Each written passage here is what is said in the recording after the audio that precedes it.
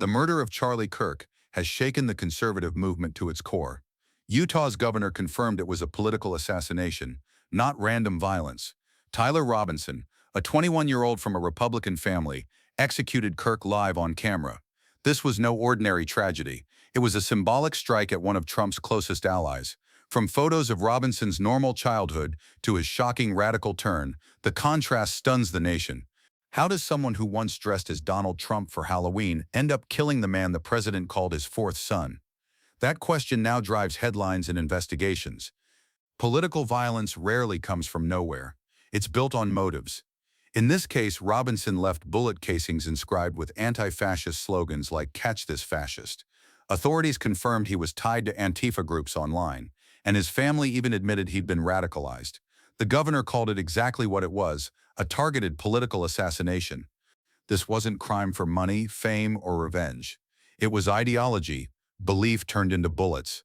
And when politics becomes about destroying enemies instead of defeating arguments, violence is the natural consequence. Robinson's story is now a case study in radicalization. Raised in a conservative Christian home, he appeared like any other all-American kid.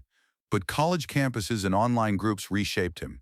Investigators link him to Antifa Discord servers, where messaging reinforced extremist ideas. At the crime scene, shell casings carried Antifa songs and slogans. Just like the Butler, Pennsylvania shooter, Robinson's digital trail shows how quickly ideology spreads in private online networks. Antifa may claim to be just an idea, but in practice, its influence has left a body count. Robinson's background raises the most haunting question. How does a normal upbringing turn into extremism? His father was a 27-year police veteran. His mother worked with disabled children, and family photos show vacations, concerts, and holidays. He once dressed up in a Trump costume, laughed at Red Lobster, and lived the classic small-town American life. Yet within a few years, he adopted militant leftist views and carried out an assassination. Charlie Kirk was more than a political commentator. He was the face of conservative youth activism. He built Turning Point USA from a few campus chapters into a national movement that rallied students across the country. To Trump, Kirk wasn't just an ally but family, a fourth son. His rallies brimmed with energy, hats flying, fists pumping, students shouting in unison. That's what made his assassination more than personal. It was a direct attack on the conservative movement itself.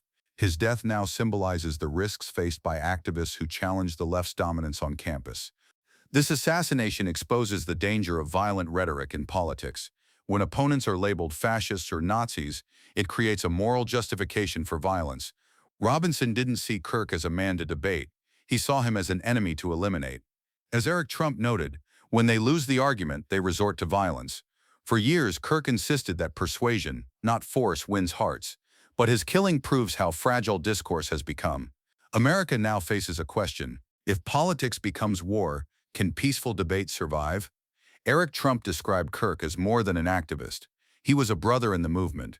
He recalled meeting him in Trump Tower as a young man with a vision to change campuses, a vision he later built into Turning Point USA. For Eric, the tragedy is deeply personal. He described Robinson as a sociopath radicalized from a normie upbringing. Commentators like Matt Walsh framed the assassination as proof that political violence is overwhelmingly a left-wing problem.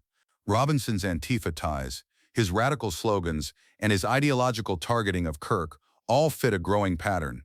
From online radicalization to campus activism, left-wing extremism is no longer just protests. It has spilled into lethal violence.